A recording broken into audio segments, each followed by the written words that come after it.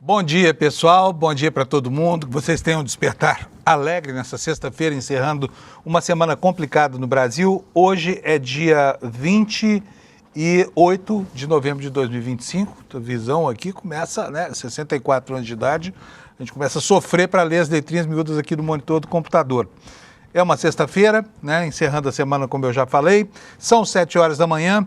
E olha, o dia de ontem marcou os absurdos que acontecem nesse Brasil, que foi um dia icônico. Enquanto o Congresso Nacional acabava com os mecanismos de proteção ao meio ambiente, a Polícia Federal estava nas ruas devastando um grupo que todo mundo sabia que é puro rolo, o Grupo Refit, lá no Rio de Janeiro, do famoso Ricardo Magro, que de magro só tem mesmo o figurino, porque a conta bancária dele é gorda pra caramba. E o Ricardo Magro é o maior sonegador fiscal do Brasil, com esse grupo Refit. Ele é o dono da refinaria de Manguinhos, a refinaria que não refina nada e que ainda importa combustíveis para que o PCC possa vender impostos como combustível gasolina adulterada. Esse é o resumo da ópera. E há uma conexão profunda entre as duas coisas. Esse Brasil que rejeita os mecanismos de proteção ambiental e esse aí que protege os barões do crime organizado. Foi um dia marcante também no Congresso Nacional, porque quando o escândalo da Refit veio à tona, o Hugo Mota, que estava sentado em cima do projeto de lei para punir o chamado devedor contumaz, aquele empresário que faz da sonegação fiscal uma arma comercial, ele de repente teve que sair de cima do projeto, que já estava parado desde setembro, que já vem tramitando desde 2022. Uma vergonha completa, Então, o dia de ontem foi um retrato do que é o Brasil hoje. A esculhambação plena na política, ao mesmo tempo em que você tem um sistema feito para privilegiar aqueles que vão corroendo o Estado brasileiro. Por isso nós temos hoje aqui manchetes em torno desses dois episódios que vão gerar desdobramentos por muito tempo, hein? Até porque está muito escancarado, que alguns políticos vivem dessa relação nefasta dos predadores da União. Nós vamos ter hoje aqui o Lula Costa Pinto falando sobre isso.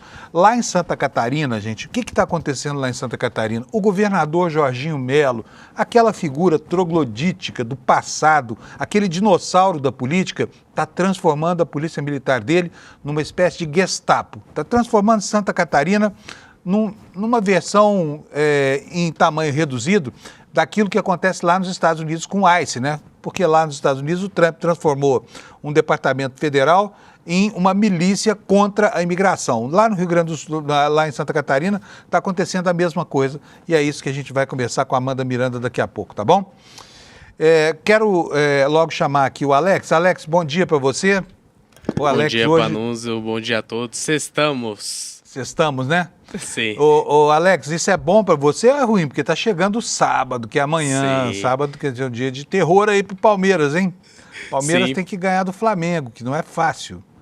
Sim, eu tô ficando meio tenso. Ontem minha noiva, falou que eu estou liberado para assistir o jogo, Panunzio, mas eu não confio muito não.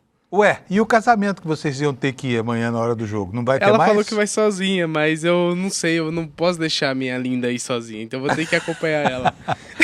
Ai, esse casamento, não sei não, hein? Esse casamento tá correndo risco aí, porque se a noiva dele continuar fazendo compromisso pro dia do jogo do Palmeiras, não vai durar muito, né, Alex? Sim, lembrando que esse casamento estava marcado antes, eu tava pensando assim, aí eu percebi que era o mesmo dia do casamento, eu falei pra ela, como alguém marca um casamento bem no dia da final? É um absurdo. Sim. É um absurdo, tem que desmarcar o casamento para esperar passar o jogo. Realmente. Sim, lembrando que o jogo é amanhã, 6 horas da tarde, ali no Estádio Monumental, Lima, no Peru. Então, eu estou meio ansioso. Hoje eu acho que eu não vou conseguir dormir. E vai ser essa questão para se o primeiro tetracampeão brasileiro da Libertadores sairá desse confronto aí do jogo de amanhã, Panunzio. Vença quem vencer, vai ser um tetracampeonato. Isso, vai ser o primeiro brasileiro tetracampeão da Libertadores vai sair desse joguinho que vai acontecer amanhã. Lembrando que é os dois clubes que têm mais títulos ultimamente, estão brigando por todos os campeonatos, com o Botafogo e outros clubes ali. Então vai ser uma final muito concorrida, muito disputada, porque quando tem a final entre os dois, mesmo com a soberania do Flamengo ultimamente contra o Palmeiras, está se dando bem o Palmeiras também nessas finais, tanto na Recopa, tanto ali na Libertadores de 2021, Panuso. Beleza, maravilha. E temos mais notícias aí do mundo do futebol, não? Sim, ontem, Panuso, eu não assisti, eu não vou mentir. Mas ontem o Fluminense ganhou de 6-0 do São Paulo. Uau! Minha letra vai ficar arrasada, eu não sabia desse resultado. 6-0? 6-0. O que aconteceu com o São Paulo? Então, tá com muitos desfalques ali no departamento médico. O primeiro tempo acabou 3-0. Se acabar 3, vira 6. E o Fluminense ganhou de 6-0 ali. Eu tava vendo trabalhar hoje e no ônibus eu vi esse resultado. Eu não acreditei muito, mas foi algo surpreendente que aconteceu ali no Maracanã ontem, Panusa. Eita, nós, hein? Sim. E hoje, então, o que nós temos aí na tabelinha? Então, hoje a gente vai ter 3 jogos, que tá a sequência da 36ª rodada. Teremos Juventude e Bahia, Vasco Internacional e Santos e Sport. Lembrando que esses 3 jogos de hoje, o Panuso, é importante para a parte de baixo ali da tabela, porque todos os times, tirando o Bahia, está na disputa para declínio para a Série B, Panuso. Tá bom, esse jogo aí, Fluminense-São Paulo, não foi futebol de salão, não? Esse placar aí não costuma ser, né? Tirando aquele 7-1 horrível do Brasil lá em 2014, é raro a gente ver 6 gols de diferença assim numa partida só, né? Sim, o Fluminense foi bem superior e tá mostrando bom futebol. Vamos nessa, Panusa. Beleza, vamos nessa. Então, o pessoal do Palmeiras e do Flamengo, com o coração já apertado aí, esperando o fim de semana, né? Amanhã, 6 horas da tarde, vai estar lá a final lá em Lima. Agora vamos para o Fla-Flu aqui dentro do Brasil, gente, porque está incrível, viu? É inacreditável. Vou mostrar para vocês aqui. Não, ainda não. Eu tenho que falar da meteorologia. Esqueci da meteorologia hoje. Vou passar por ela feito um foguete aqui, porque o programa hoje está lotado, tá? Você está vendo aí o mapa dos alertas, né? Nós temos aí toda essa faixa em diagonal aí no Brasil, amarela e alaranjada. Na faixa alaranjada, que vai lá do Amazonas, de Rondônia até o litoral sul da Bahia, vai ter chuvas intensas. Vamos ver aqui qual é a previsão do Instituto Nacional de Meteorologia. 30 a 60 milímetros por hora, que é muita água, podendo chegar acumulando 100 milímetros por dia, ventos de 60 a 100 quilômetros por hora, com todos os riscos aí de corte de energia, queda de galho de árvore, essa coisa toda, nessa faixa central do Brasil, né? E, bom, vamos voltar aqui para o mapa da previsão, porque eu quero falar das temperaturas rapidinho aqui. Olha, um núcleo de chuva grande aqui no centro do Mato Grosso, como a gente vê, né? E depois chuvas nessa área verde mais escura e também na verde clara. Lá na área amarela, dia de solão, né? E de muito calor. Vamos para as temperaturas aqui. Porto Alegre vai ter 32 hoje, é brincadeira? 32 graus hoje, hein? Gauchada vai virar churrasco lá em Porto Alegre. Em Florianópolis, a máxima chega a 28. Em Curitiba também 28 graus de calor, aqui em São Paulo 29 graus, também quente pra caramba. No Rio de Janeiro a temperatura chegando aos 30 graus, em Vitória 30 graus também de temperatura máxima, em Belo Horizonte a mesma coisa, 30 graus, só que lá chove também em Vitória, né? Vamos ver aqui, Goiânia com 32 graus, previsão de chuva, também chove em Brasília com 32 graus, olha o calorão que tá fazendo hoje, hein? Em Cuiabá, nós teremos 34 graus, em Campo Grande, 38 graus, o pessoal lá no Mato Grosso do Sul. Em Porto Velho, 30 graus, em Rio Branco, 29, Manaus, 33 graus, em Boa Vista, 35, no Macapá vai ter 33 graus, em Belém, 32, em São Luís do Maranhão, 32 graus, ixi Maria, olha aqui, ó, 37 graus em Teresina, não é a cidade mais quente do Brasil hoje, quebrando a tradição, né? Capitais aqui, as demais capitais do Nordeste, Fortaleza terá 32, tudo com sol, tá, gente? 31 graus em Natal, em Recife 32, em Maceió 30 graus, em Aracaju também 30 graus, em Salvador 30 graus. Faltou Palmas aqui, Palmas terá 31 graus Celsius, mas chove lá também para alívio do pessoal da capital do Tocantins, tá? mostrar para vocês aqui rapidamente as manchetes na capa do site do ICL, iclnoticias.com.br. Olha, a manchete do dia em todos os jornais do Brasil é essa aqui: operação contra Grupo FIT, apreende 2 milhões de espécies, pacotes esmeraldas, né? E o que me chama a atenção aqui é que esse grupo, né, o Grupo FIT, desse empresário Ricardo Magro, movimentou tanto dinheiro, mas tanto dinheiro, que é o orçamento de grandes cidades do mundo, tá? Os caras movimentaram 72 bilhões de reais. E não foi isso com dinheirinho trocado, não. Movimentaram por dentro do sistema financeiro, né?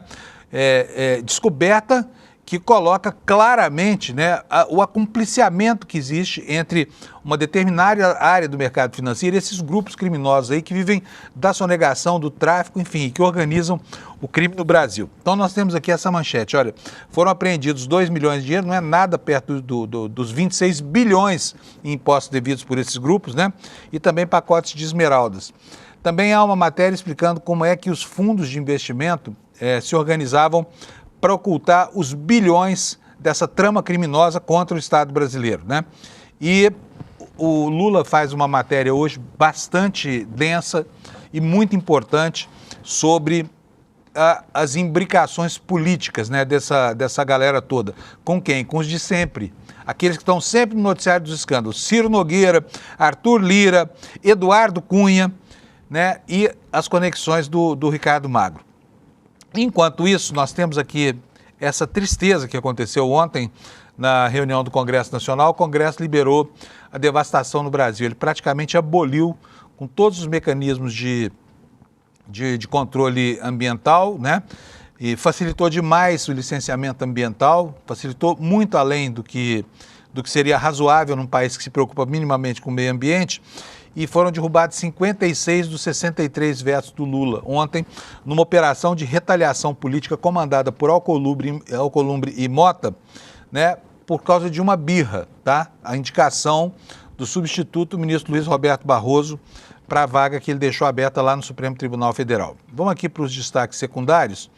Olha, ainda em relação a essa birra do Congresso, aqui no nosso site, a informação sobre a estratégia do Davi Alcolumbre, né? Que se apequena no seu papel de presidente ranzinza de um Senado que vai entrar para a história como com o mesmo status da Câmara, né? Uma instituição aberta ao crime organizado, uma instituição que age por vingança política e que trai compromissos que assumiu não com o governo, mas com o país, né? E agora ele está cogitando aqui uma sessão relâmpago para tentar apagar de vez a história do Messias no Supremo Tribunal Federal. Está dizendo ao Lula assim: Lula, quem manda no Brasil sou eu, tá?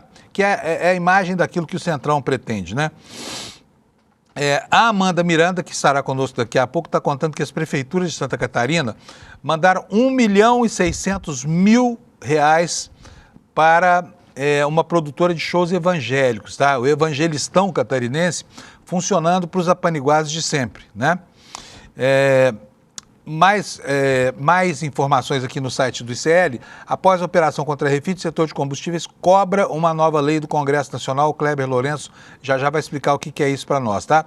E a esposa do Ramagem dizendo que o celular dela foi apreendido quando ela foi para os Estados Unidos encontrar o maridinho fujão, tá? Então, olha, eu preparei aqui para vocês um PowerPoint. Eu quero mostrar, porque o Kleber já vai vir aqui. Eu queria dizer para vocês quem são esses chamados devedores contumazes da União. E peguei ontem na internet essa informação, a informação pública, ela está no site do Ministério da Fazenda, a relação das empresas que devem mais de R$1 bilhão para o governo federal. As 15 primeiras estão aí nessa tabelinha de Excel que eu fiz: Zircônia, Carital, Padma, Companhia de Alimentos Glória, Leap Investimentos, Lácteos do Brasil, Refinaria de Petróleo de Manguinhos, essa objeto da operação de ontem, Indústria de Papel Ramenzoni, e vai por aí afora. Agora, como não houve tempo ainda para checar o perfil empresarial de cada um desses pilantras que devem bilhões e bilhões aí para a viúva, eu vou mostrar para vocês quem são os 3 primeiros que encabeçam essa lista, tá bom? Vamos lá, começando por este senhor aí, que você está vendo no seu vídeo.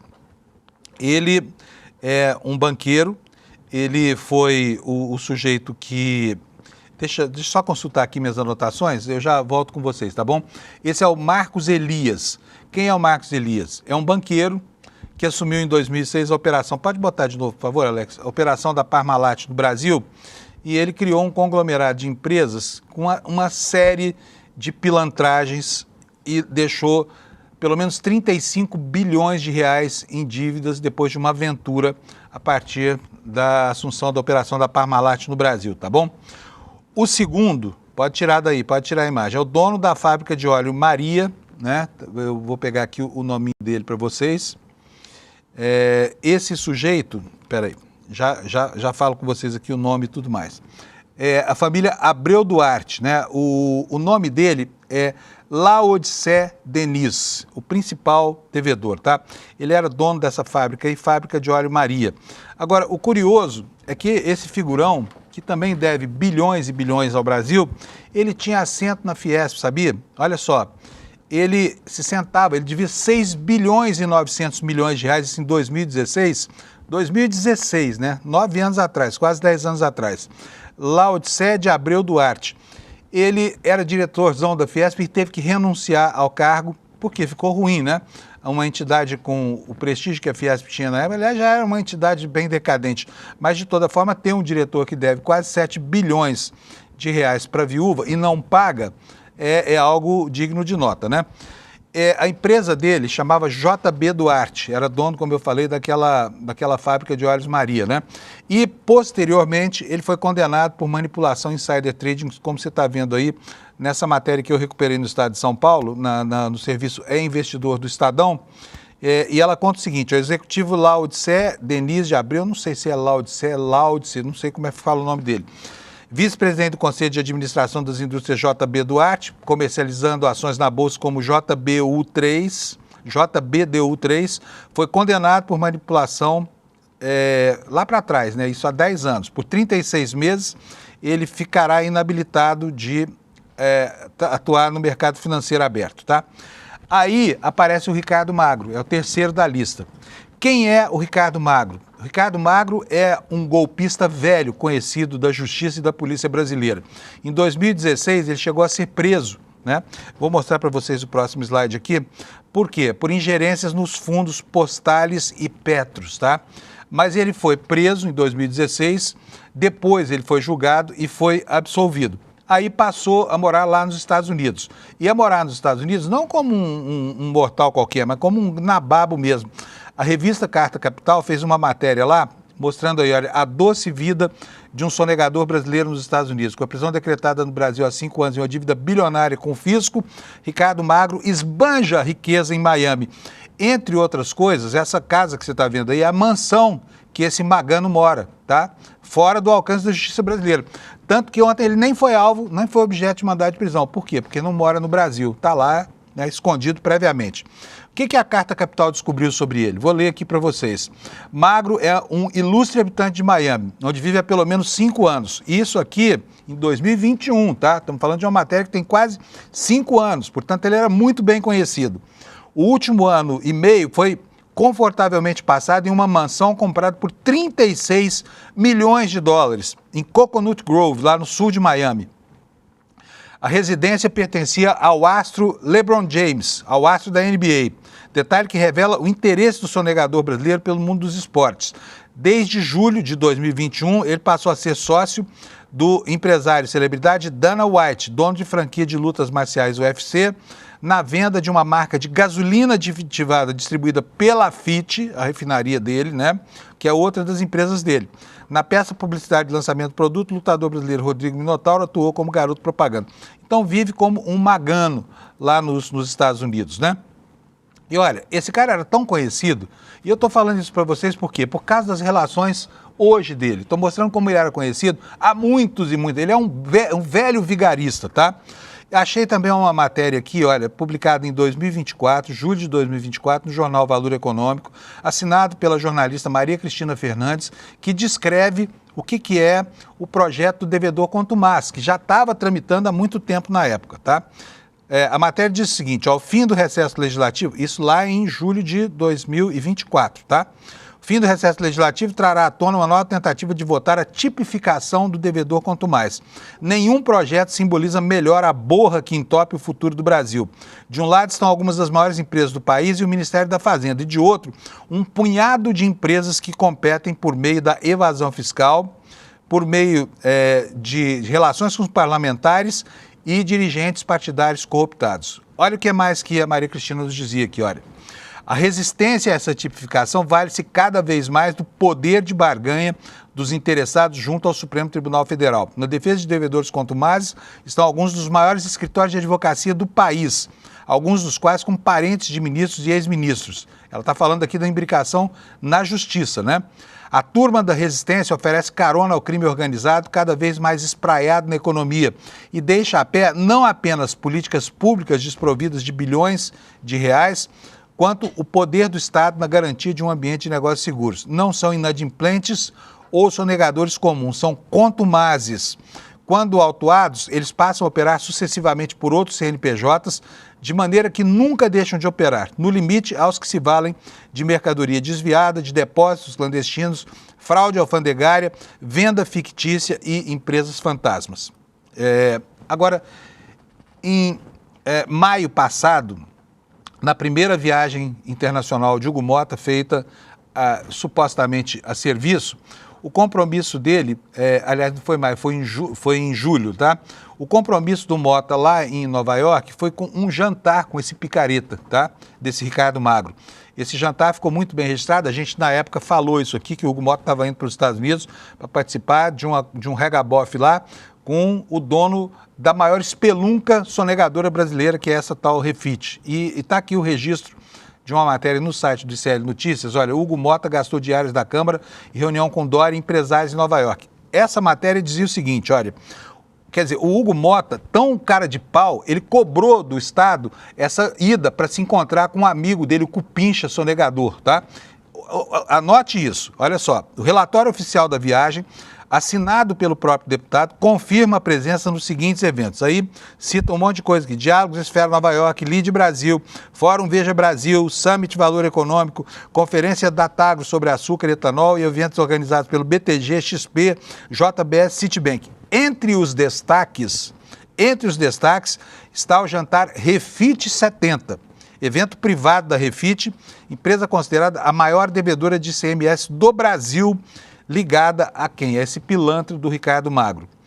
Olha, não é por acaso que o Hugo Motta ontem se apressou e saiu aí com essa comunicação nas redes sociais. Ela diz o seguinte: a segurança pública também passa pela segurança. Esse cara, volta aqui para mim, por favor, Alex. Deixa eu contar uma coisa para vocês. Tenha em mente que o Hugo Motta sentou em cima do projeto Devedor Contumaz. Ele parou de tramitar, tá? E ontem, com a cara de pau que Deus lhe deu, o Hugo Motta volta a se comunicar com o Brasil, fazendo de conta que não era com ele. Veja só aí, essa comunicação que eu vou ler para vocês.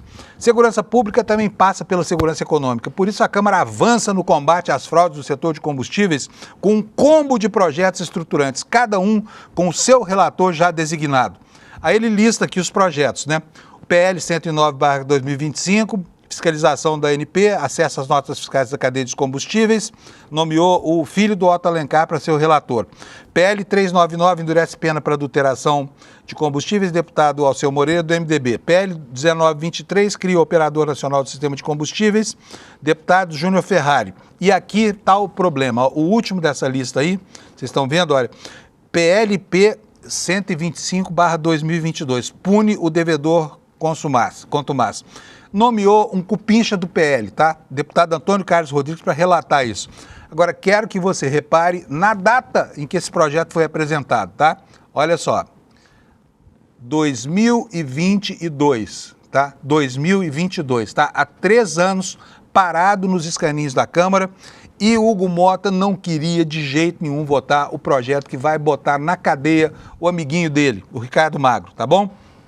Então, indicou aí os relatores, né? E com esta cara de pau que Deus lhe deu, anunciou ao Brasil que a Câmara está unida no combate ao crime organizado. Não é demais? Bom, deixa eu chamar o Kleber Lourenço. Kleber, bom dia, Kleber. Trazer um pouquinho aqui, peço desculpa para você, o Kleber estava previsto para 7h15, mas às vezes não dá, né? Kleber, agora me conta, Como é que foi essa história de o Mota resolver tirar da gaveta o projeto do devedor Contumaz, sobre o qual ele estava sobejamente sentado? Bom dia para você. Bom dia, Panunzio. Bom dia à comunidade do ICL. Olha, essa história é bem engraçada e até trágica também, Panunzio, porque o que acontece? Eu estava conversando já ao longo do início da semana com aliados próximos ao Hugo Mota, com interlocutores do presidente da Câmara, e todos cravavam que o PL do devedor Contumaz teria o seu relator apresentado em dezembro e provavelmente a votação do projeto na mesma semana em que o relator fosse anunciado.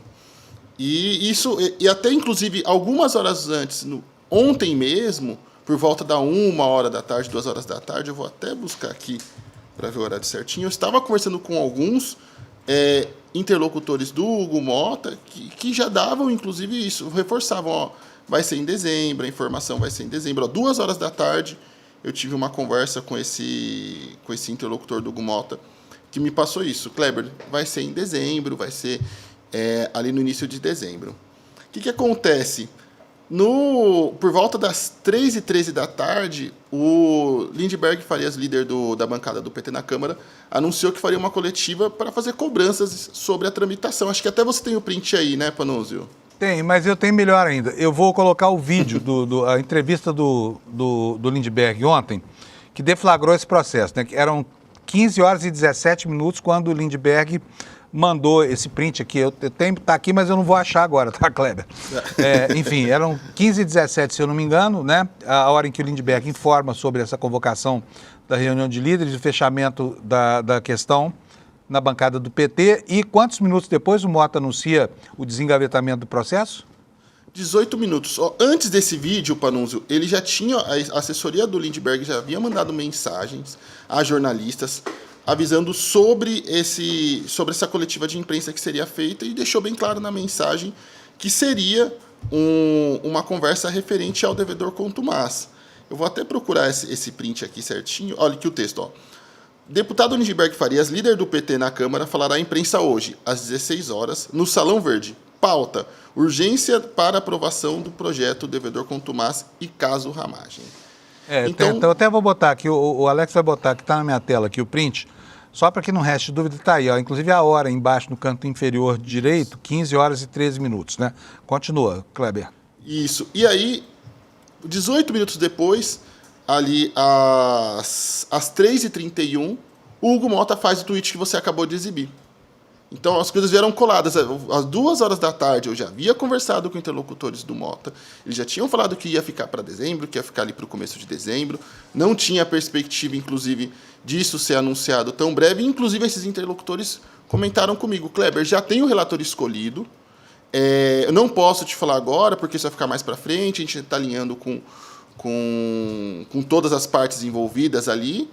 E aí, passam-se alguns minutos, passam algumas horas, na verdade, né, das 2h da tarde que eu conversei até as 3h30, até as 3h31 que veio o anúncio, tudo se desenrolou. Teve no meio essa coletiva do Lindbergh. Então, só para você ver como se dão as coisas ali, como na Câmara dos Deputados tudo é negociação, obviamente, é a base da política, mas também funciona muito bem a pressão política.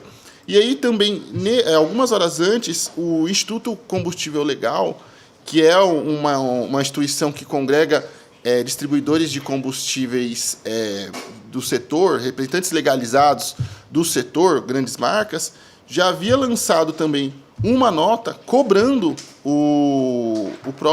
a própria Câmara dos Deputados da votação desse projeto. Até procurando a nota aqui que eu recebi. O Instituto Combustível Legal é do Emerson Capaz, não é isso? Eles têm lutado junto com o governo federal, junto com a Polícia Federal, pela moralização dessa indecência que é o mercado de combustíveis no Brasil, né? Por essa quantidade de fraudes, essa coisa toda.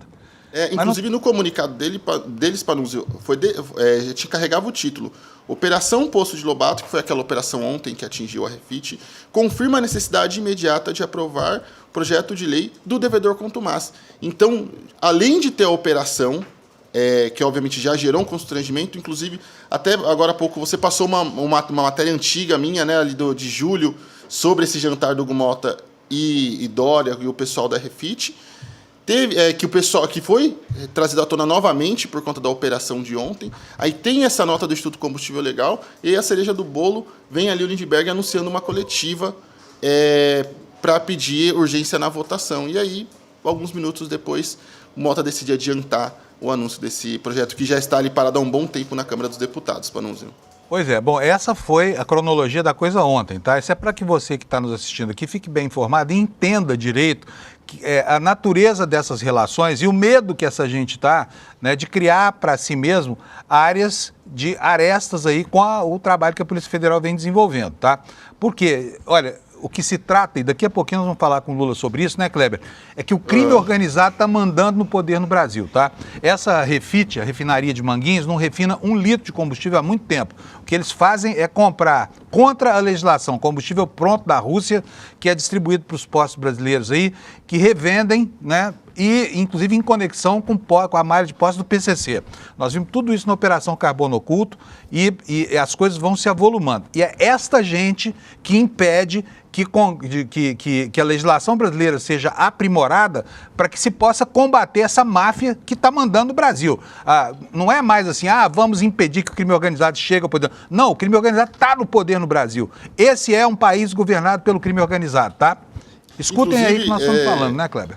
Inclusive, Panunzio, a nota do Instituto Combustível Legal tem o seguinte trecho, falando sobre a postergação dessa votação. Esta brecha legislativa, por sinal, tem sido a porta de entrada para o crime organizado no mercado formal brasileiro.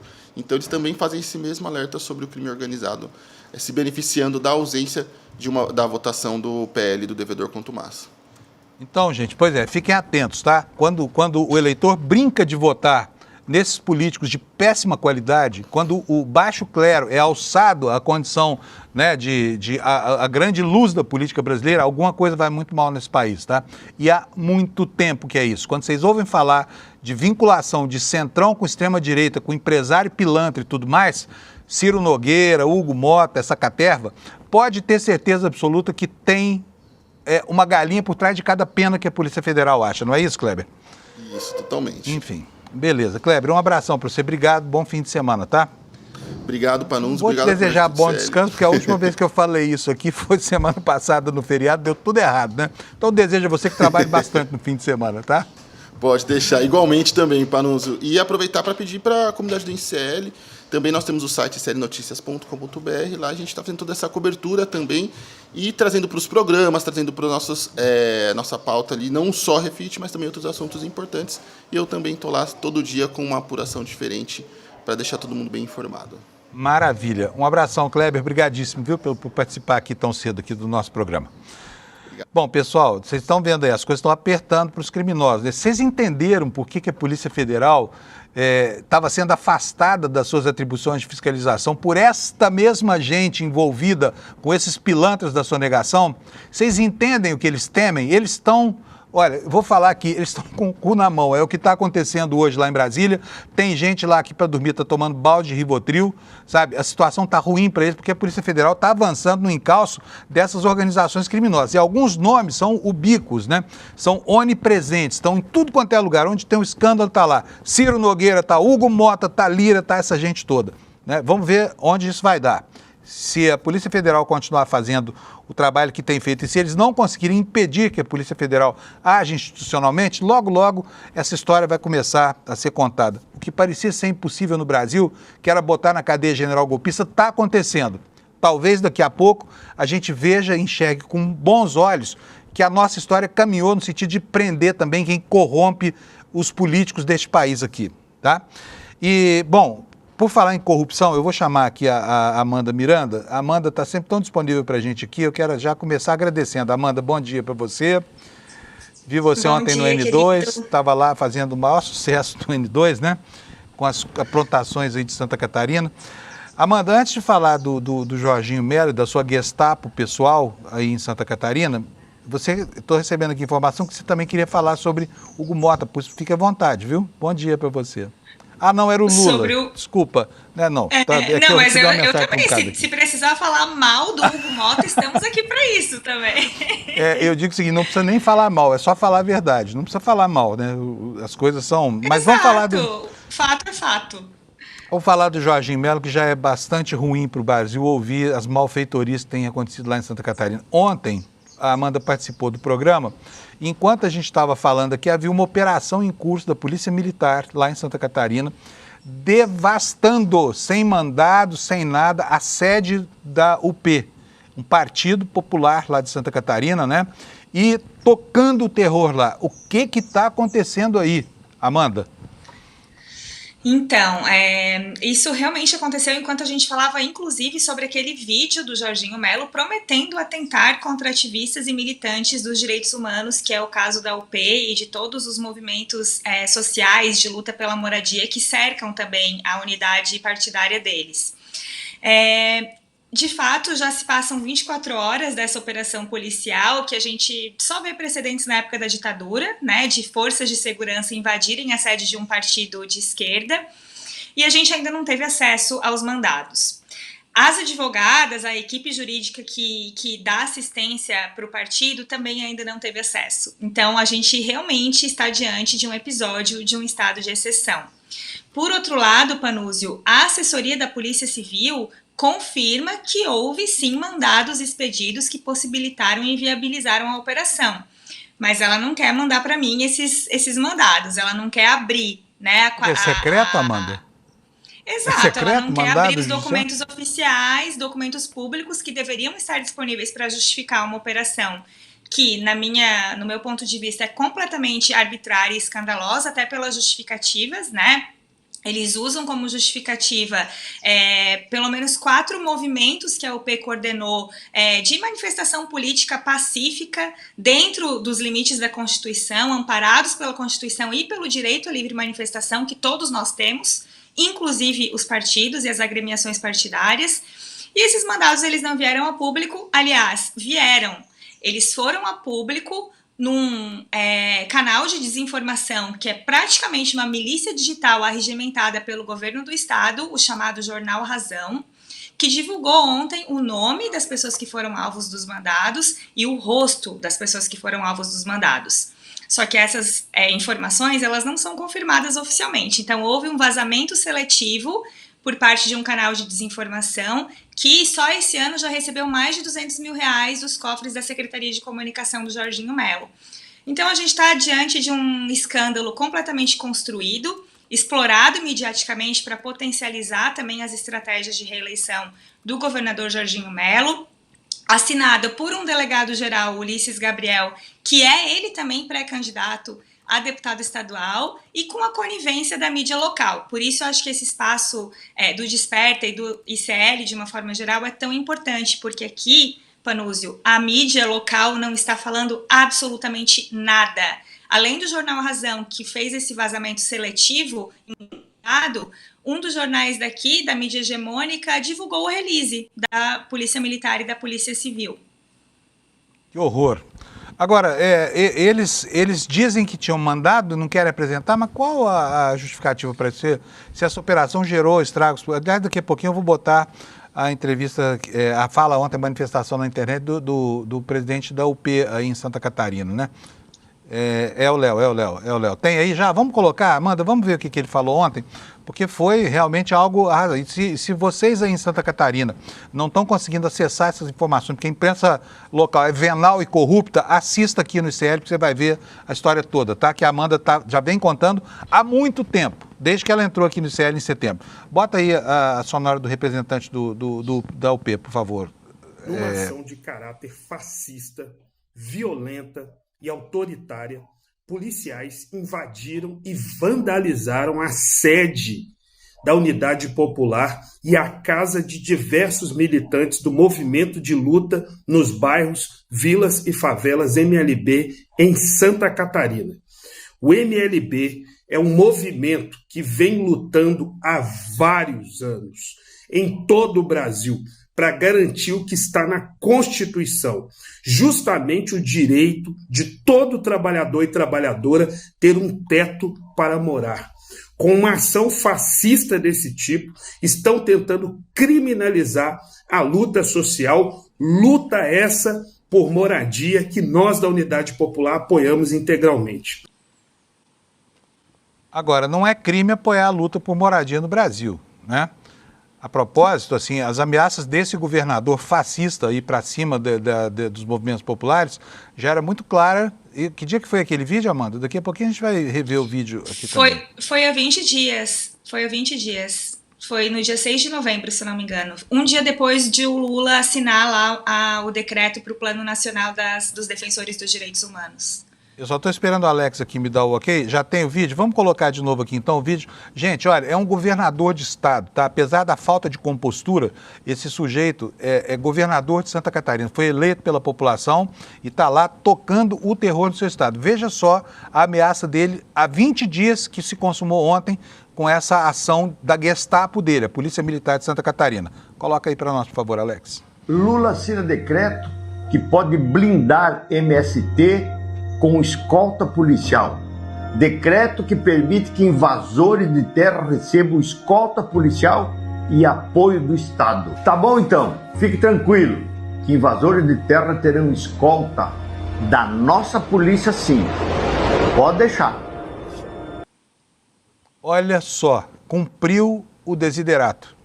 Cumpriu o que Exatamente. Prometeu. Foi uma tragédia anunciada, né? O uso completamente político das forças de segurança que deveriam zelar pela nossa segurança, que deveriam ter flagrado uma carga de 7 toneladas de cocaína que foi interceptada recentemente, chegando na Europa pela Polícia Federal, mas que saiu daqui de Santa Catarina sem que as forças de segurança vissem, mas que, no entanto, estão sendo usadas para perseguir ativistas e militantes dos direitos humanos. Realmente, Panúzio, é uma crise sem precedentes que a gente vive por aqui.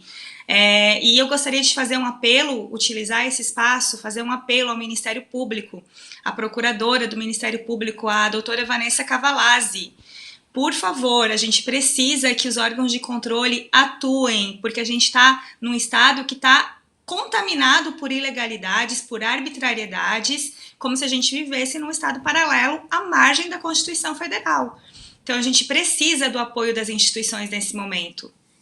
Você, Amanda, você tem sido uma voz muito importante aí em Santa Catarina, porque você tem denunciado, como eu disse ontem aqui, tem repetido isso aí ao longo dos dias, você botou Santa Catarina no mapa da Federação dos Escândalos do Brasil, né? E está mostrando para a gente como a micropolítica de Santa Catarina reflete exatamente o que teria acontecido com o Brasil caso esses fascistas tivessem ganhado essa eleição. Eu queria saber como é que está a sua segurança pessoal. Então, eu tenho falado nas minhas redes, eu acho importante também ocupar esses espaços, porque eu não me sinto blindada a ponto de acreditar que o meu equipamento de trabalho também não vai ser levado pela Polícia Civil a qualquer momento. A gente sabe que esse cerceamento, Panúzio, como na época da ditadura, ele escala, né? Na ditadura, se começa tentando tirar os comunistas de circulação e se escala atingindo jornalistas. A gente viu o que aconteceu com Vladimir Herzog. Então, eu não me sinto completamente blindada dessa estrutura, mas eu acredito que esse espaço que a gente tem ocupado aqui, né, na mídia nacional, num canal relevante como é o ICL, ele é fundamental para que os nossos direitos voltem a ser cumpridos. Eu sinto uma ruptura institucional aqui. E como, além de tudo, o governador também tem esse discurso separatista, eu creio que ele está tentando formular à margem da lei uma constituição própria do Estado, em que ele pode chegar aqui, bater na minha casa e levar meu celular e meu computador, como se eu fosse uma transgressora, sendo que o meu papel realmente é levar a informação baseada nos fatos como eles são. E o que a gente tem de fato hoje sobre essa operação é que os mandados expedidos ou teoricamente expedidos pela justiça para que a Polícia Civil invadisse, a Polícia Civil e a Polícia Militar invadisse sede de partido político, eles não são públicos. E a gente quer saber por que eles não são públicos. E se eles realmente foram expedidos, quem foi o juiz e com qual argumento ele deu autorização para o uso da força, inclusive com arrombamento na sede do partido e numa atuação completamente arbitrária e flagrantemente ilegal. Até aqui a gente pode chamar de ilegal, porque a gente não vê nenhum rastro de legalidade nessa operação. Só para lembrar, né, uma história triste, houve outras operações, como eu não estou dizendo que não tenha havido um mandado judicial, porque isso é fácil de conseguir. A gente sabe que tem muitos promotores e juízes reacionários extremamente alinhados com a extrema-direita. Lembro do episódio do Cancellier, né, em Santa Catarina. Lembro do episódio do Moro com Deltan Dallagnol. Deltan Dallagnol certamente assinaria um pedido como esse para que um juiz liberasse a invasão de um partido político por pura implicância ideológica, como fez o Jorginho Melo, né? Então, a cautela é muito bem recomendada, viu, Amanda? E toma cuidado aí, porque realmente não está fácil viver no sul do país, especialmente Santa Catarina, né? Obrigada, Panúzio. Eu acredito também nessa rede de apoio que se forma aqui em torno de mim com essa comunidade. Um beijo, Amanda. Brigadão para você, tá? Esperando sempre você aqui quando você tiver informações novas, tá? Tchau, Amanda. Beijo, querido. Bom final de semana. Para nós.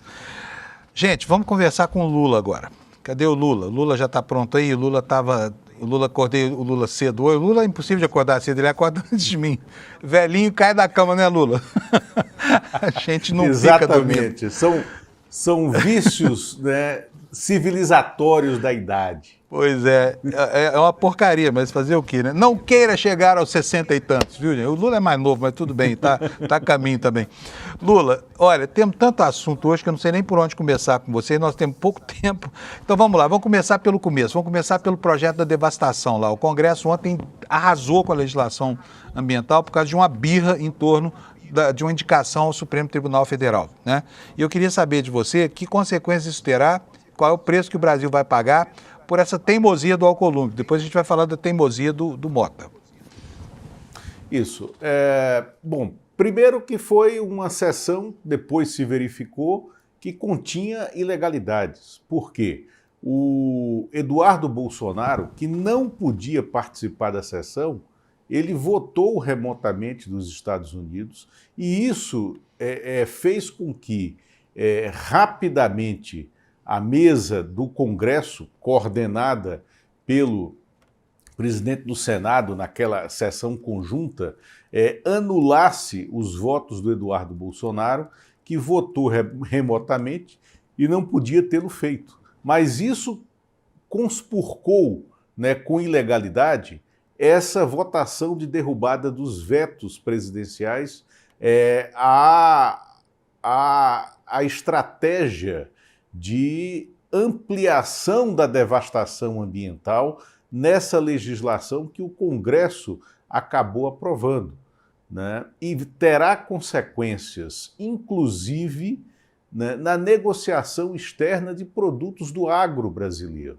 Porque agora nós estamos suscetíveis a alguns embargos comerciais lá fora, né, dos nossos produtos agro, porque eles podem ser sobretaxados por serem fruto de uma produção que degrada o meio ambiente, né?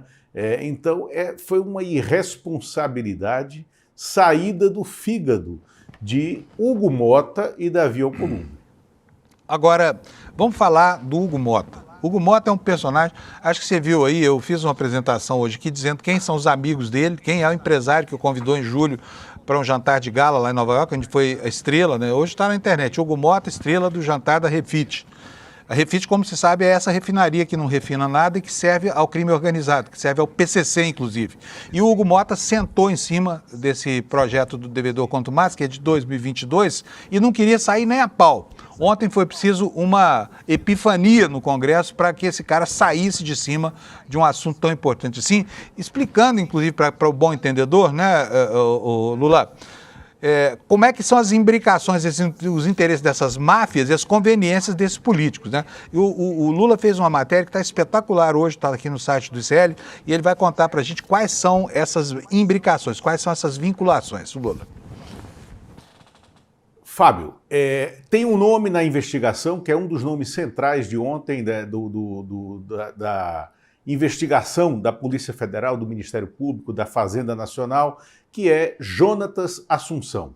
Jonatas Assunção foi secretário executivo do Ministério da Casa Civil na época do Ciro Nogueira e chefe de gabinete do Braga Neto na Casa Civil também, durante o período do Bolsonaro. Ele se tornou o executor de fato das ações da Casa Civil no período do Bolsonaro, porque era ele quem liberava emendas do orçamento da União, era ele quem colocava as prioridades de emendas do orçamento da União a pedido dos parlamentares, era ele quem nomeava para cargos do governo e fazia tudo isso junto com determinações do Arthur Lira, que era o presidente da Câmara, Ciro Nogueira, que era o ministro da Casa Civil, né? E entre os deputados mais beneficiados, né, por essas emendas, por essas liberações e nomeações, estava Hugo Mota, que era um deputado daquele espectro de influência do Ciro Nogueira, do Arthur Lira, e que já vinha da estrutura do Eduardo Cunha. E o Jonatas Assunção começou a trabalhar nessa área no período do Eduardo Cunha na presidência da Câmara, né, que foi quando ele conheceu o Ricardo Magro. O Ricardo Magro, dono da Refit, né, o Ricardo Magro foi assessor jurídico do Eduardo Cunha. Ele deixa a assessoria jurídica do Eduardo Cunha para comprar a refinaria Manguinhos e montar o que hoje é a Refit, que gerou todo esse processo. Agora, Lula, tem dois advogados... Lula. Oi, Fábio. Só para explicar, assessor jurídico significa advogado, tá? Foi advogado Isso. do Eduardo Cunha, o nome... Quer dizer, o cara entra nos desvãos da política muito bem acompanhado, assessorando talvez o mais rapinador de todos eles, né? Que, aliás, também se meteu numa fria por causa de operação com títulos, né, de empresas petrolíferas. Isso. Que foi Eduardo Cunha. Então, Fábio, exatamente. Fábio, o Jonatas Assunção, então, quando deixa o governo Bolsonaro, né, ele passa a ser o assessor, o diretor, o executivo de relações governamentais da Refit. Agora, ele está em investigação, né? Ele foi um dos principais alvos de ontem. Agora, tem dois advogados que estão arrolados na investigação de ontem e que esses sim metem muito medo no Hugo Mota. São os advogados paraibanos, Gustavo Benevides e o pai dele, Solon Benevides, ou Solon Benevides. Esses dois advogados são advogados do Hugo Mota até hoje. Eles trabalharam, sobretudo o Gustavo Benevides, que mora nos Estados Unidos, eles trabalharam com o Ricardo Magro, foram sócios em empresas com o Ricardo Magro e montaram uma distribuidora de combustíveis na Paraíba, tá? Que opera ainda hoje. Então, esses dois, Solon Benevides e Gustavo Benevides, são um elo fundamental ligando o Ricardo Magro às investigações da Refit, né? E mais, eles fizeram um lobby direto lá atrás para retardar a votação desse projeto do devedor quanto mais, que é um projeto que desmonta a estrutura de corrupção, a estrutura de desvios e a estrutura de sonegação montada pelo Ricardo Magro. Agora, tem mais um nome que está na investigação e que é da nossa área, Fábio. Jornalista não, ele é um advogado que atua como comentarista político, né? É o Cristiano Beraldo, da Jovem Pan, né? Cristiano Beraldo, da Jovem Pan, também está no rol de investigados, porque ele, junto com a mulher, ele mora nos Estados Unidos, fica de lá apresentando, né, programas da Jovem Pan, né, e ele é sócio, junto com a esposa, do Ricardo Magro, em 5 offshores e numa empresa de distribuição de energia. Então, ontem, no fim do dia, a Jovem Pan já o cortou de toda a grade de comentários. Ele fez alguns posts à noite dizendo que era um absurdo essa investigação, porque todo o trabalho dele é legal, né, de lá dos Estados Unidos, operando junto com o Ricardo Magro e fazendo comentários e perorações políticas nesse canal que foi um dos principais disseminadores do discurso de ódio no período da nossa era trágica do Bolsonaro, né, que é a Jovem Pan. Sim, a Jovem Pan está em todas também. A Jovem Pan está em todas também. Francamente, eu comecei minha vida ali em 1981 e vi com muita tristeza essa decadência de uma rádio que já foi uma grande referência em jornalismo. Agora, decadência mesmo é o que a gente vê lá em Brasília, né? Porque, Lula, já não se trata mais de a gente prever mecanismos para impedir que o crime organizado no futuro venha a ter controle político sobre as instituições brasileiras. Isso já está acontecendo, né?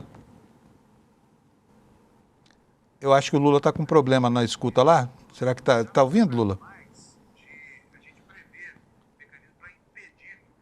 O Lula está me ouvindo lá, por enquanto. Está ouvindo, né? Está ouvindo, Lula? Bota ele aí. Sim, agora sim. Tá bom. Estou dizendo o seguinte, que não é só a questão de adotar mecanismos para que no futuro a gente impeça o crime organizado de chegar ao poder. É que o crime organizado já está no poder no Brasil, não é? Não, está no poder, como dizem, ironicamente eles, positivo e operante. Eles estão instalados nas estruturas de poder. Nós temos agora que tirá-los, né, dentro de uma investigação legal, justa e seguindo todos os ritos constitucionais. Agora, isso é difícil, exige decisão e exige que nós exponhamos do lado de cá, na imprensa, né, os nomes e os caminhos para essa apuração. Né? E é o que a gente tem tentado fazer, não só aqui, mas em outros veículos também, né, Fábio? Pois precisa da imprensa inteira fazer isso, né? E ela faz com má vontade. Se bem que os jornalões agora, diante da magnitude dessa crise, estão noticiando pelo menos, né? Hoje o noticiário está bem coberto aí pelas rádios. Agora, o que... Pode falar, Lula. Me lembrei de uma coisa, desculpa, que estamos atrás dessas imagens, tá? Inclusive, estamos atrás desde ontem à noite.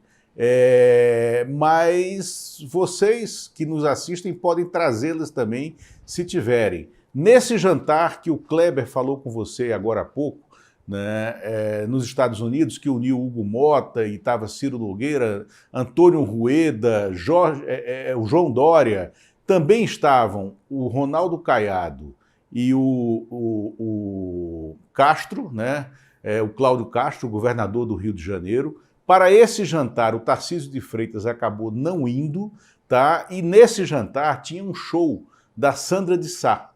Né? Esse show aconteceu, aliás, foi uma promoção da Refit em associação com a revista Veja. Tá? A Veja copromoveu esse evento, né? Há vídeo disso. Mas no meio do show da Sandra de Sá, levaram para a plateia alguns amigos dela que moram em Nova York. Então a Sandra de Sá, num determinado momento, olha para a plateia, identifica os amigos, mas entre ela e os amigos estavam Antônio Rueda, Hugo Mota, Ciro Nogueira, Ricardo Magro, Caiado e Cláudio Castro. Então, olhando para os amigos, ela se sai com essa do meio do palco. Diz, nossa, mas vocês aqui, isso já é formação de quadrilha. Então, sério que ela falou isso? Sério, ela falou isso, que horror. Está gravado e estamos atrás das imagens. Bom, eu procurei muito a foto desse jantar, não tem, tá? O que eu vi na internet ontem é uma foto lá, Antônio Rueda, Ciro Nogueira, o Ricardo Magro, mas não é desse jantar, não é? Então por isso que eu não mostrei aqui essa, fiquei até tentado, viu, Lula? Mas não dava para ter certeza. Lula, acabou o nosso tempo. Então temos essa imagem e estamos atrás dela. Maravilha, tomara que a gente ache. Se achar, segunda-feira a gente mostra aqui o show da Sandra de Sá para a nata da pilantragem brasileira em Nova York, no jantar da Refit. Lula, valeu, cara, brigadão, viu? Valeu. Abraço. Um abraço, bom fim de semana para você. Eu estou até com medo de desejar bom fim de semana, como eu falei para vocês, né? Porque na hora que a gente fala assim, bom fim de semana ou bom feriado aqui, o mundo cai, né? O Trump retira tarifas, enfim, acontece tudo, né? O Bolsonaro vai preso, então eu quero saber, eu vou desejar para os meus colegas aqui bom trabalho nesse fim de semana, tá? E estamos encerrando aqui o programa, mas eu preciso dizer para vocês que ontem nós tivemos aqui uma noite importante aqui no ICL, foi o lançamento da nossa segunda turma de pós-graduação. E eu queria pedir para o Alex colocar para nós aqui a mensagem do nosso do nosso marketing hoje, porque cada promoção dessa, gente, é super importante aqui para o ICL, tá? Olha só, as matrículas já estão abertas, tá? Está aqui na mensagem aqui nessa tarde para vocês. As matrículas para a segunda turma da pós-graduação. Se você, por acaso, ontem não conseguiu assistir a apresentação, está na internet o vídeo lá com o Eduardo Moreira explicando como será. E será show, muito legal essa pós-graduação. A pós-graduação com os melhores professores do mundo, montada para dar uma perspectiva, uma visão em perspectiva da teoria crítica da Escola de Frankfurt.